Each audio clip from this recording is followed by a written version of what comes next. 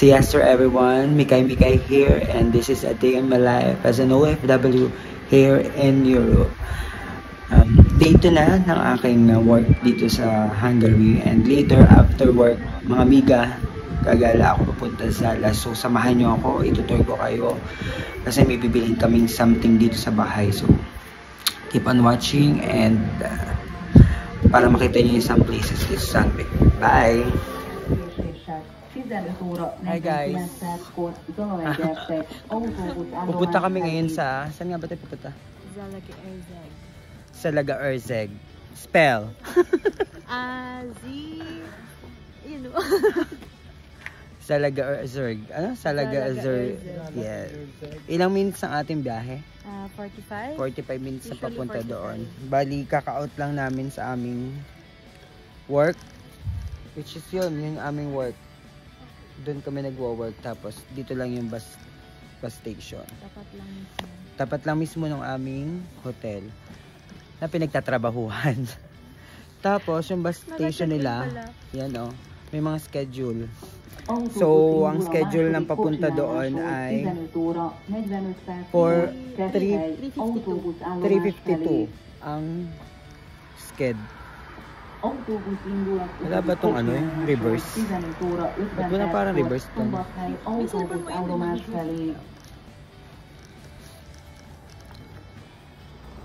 Yan guys, dyan makikita yung schedule ng biyahe ng bus.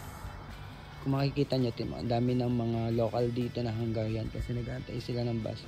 Yung bus na hindi ko alam kung saan papunta yun. Pero yung aming inaantay pa. Yun guys, papunta namin sa Zala. Short ng Zalaga. Ano? Zala? Zala. Kasama ko yung isa nating kabayan, si Sydney, taga Mindoro siya, at si ang pinakagwapo ng taga saan ka nga ba? Kevin. Taga saan ka nga ba? Caloocan. Oo, taga Caloocan. O, diba? Kaya waiting kami. Ang tagal ng bus. Pero hindi naman kami haggard kasi malapit lang kami doon sa hotel na pinagtatrabahuhan namin. So mamaya pagsakay namin ng bus, bablog ulit ako.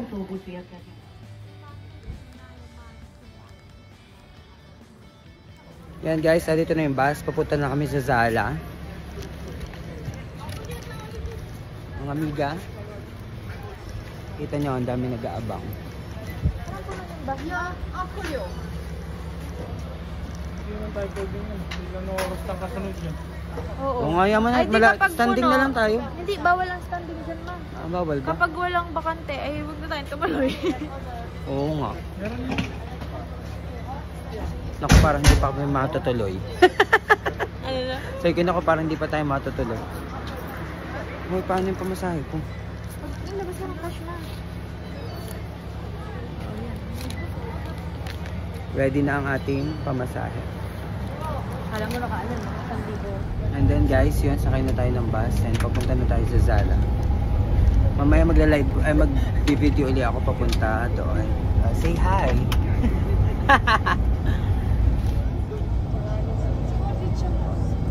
Kapag sa kanila.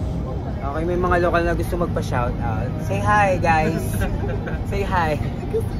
Say hi! Show your face!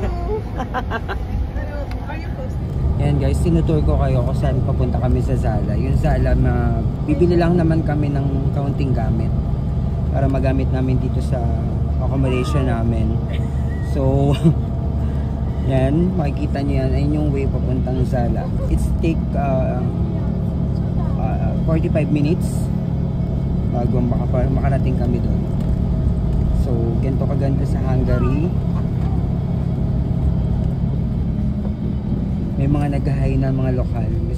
Gusto nila minsan makita sa video pero ayaw naman nila magpakita ng mukha. So mamaya pagdating namin sa Zala, magbibideo ulit ako. Okay?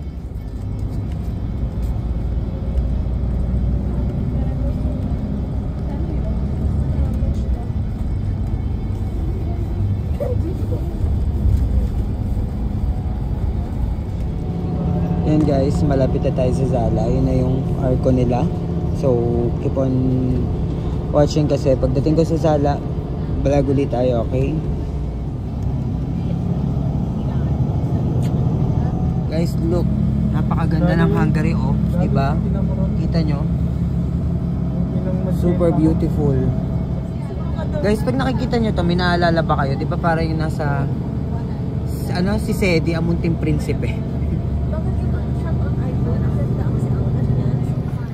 And yan guys, dito na kami sa Zala. Punta na kami sa... Ano ba unahin natin? Parang kilala ko yun. Sino yun? Kilala mo yun? Ano saan ang unahin natin? Ha? Talagang pinuntan ba ni Kuya Kev eh? Wait lang Kuya. O, hindi na... Kilala niya nga.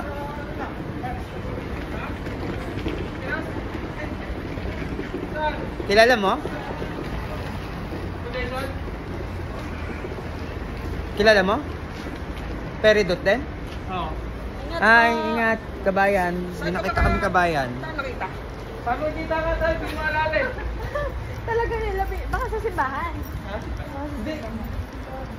Ulit ko talaga pinuntahan na lang bigla. Pero hindi maalala kung saan nagkita. Ano ka saan unahin natin? Di ba sa Saudi? Baka sa Saudi. Layo naman. So yun, aray ko.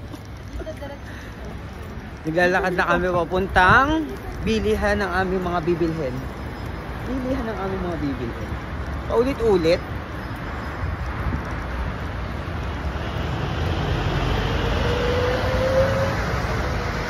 Okay.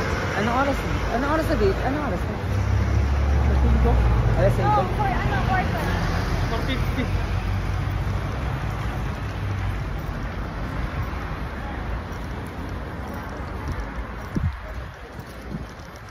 Natatawa yung mga lokal pag nakakita siguro sila ng nagbablog. Parang ngayon na siguro nakakita sila ng nagagento, no? Tingin-tingin eh. Oo. Tingin-tingin sila. And guys, walking kami. Then mamaya, yung mga pagdating namin doon, tingnan nyo yung mga pwede namin mabili. Actually, sumama lang ako sa kanila kasi gusto ko din makagala. So, tingnan natin mamaya. And we're here na guys, so pwede natin pagbilhan ng mga gamit. Where is Sydney? Sid! Nasaan yung ano?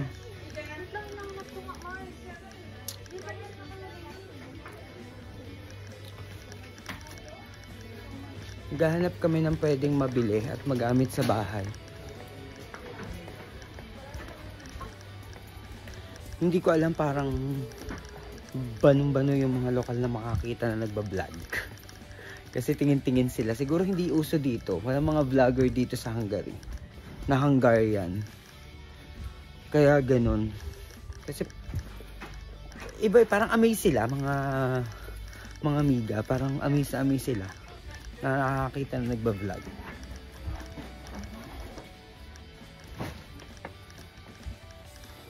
Yan, nandito naman tayo sa mga gamit sa bahay na. Yan, mga gamit sa bahay. So hanap ako ng face towel kasi wala akong face towel pang gamit paliligo kasi nalimutan ko yung akin sa bahay. How much is this? Ano ba to? Face towel ba to?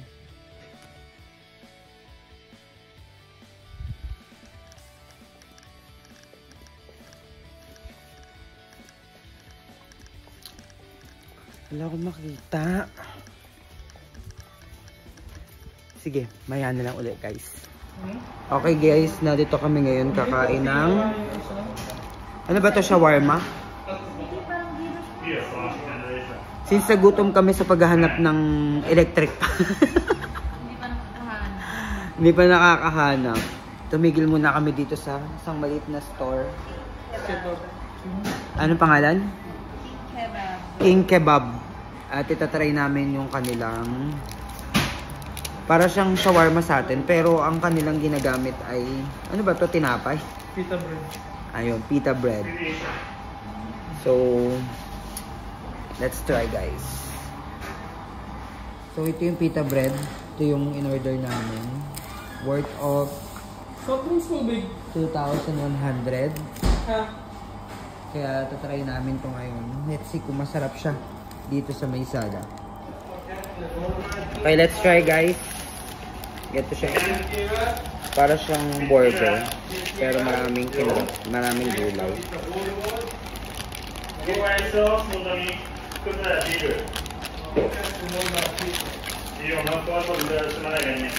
Okay naman. Unang kagat, tinapay agad.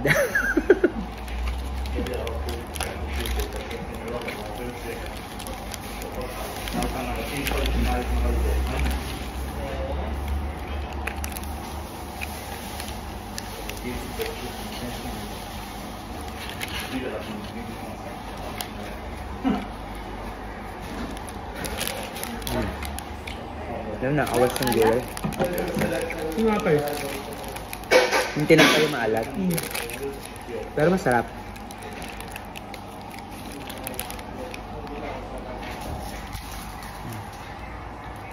Say hi. Hello. Siwas to.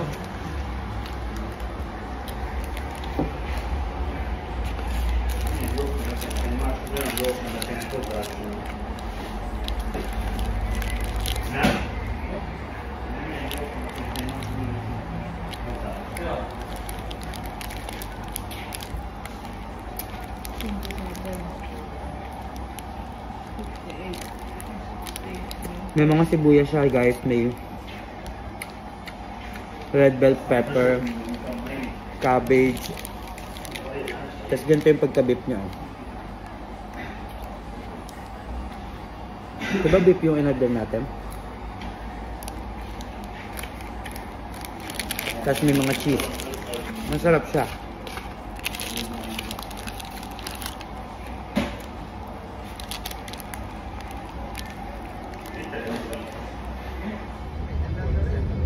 Okay guys, uwi na kami ng Heves at nakakapagod na. Busog pero pagod. Yan, sakay na kami sa bus. Hi guys, finally I'm home. At exactly 7:36 yun. Kakadating ko lang dito sa Heves at dito sa aming villa. Ito na yung gate. Papasok na ako. Sana nag-enjoy kayo sa gala ko today. After work, and sana sa mga susunod kong vlog ay mapanood nyo pa rin. Keep on watching, keep on sharing, keep on react sa mga live at vlog ko. Hinahapo pa ako. Thank you guys, si Astro. See you. Bye. Ingat.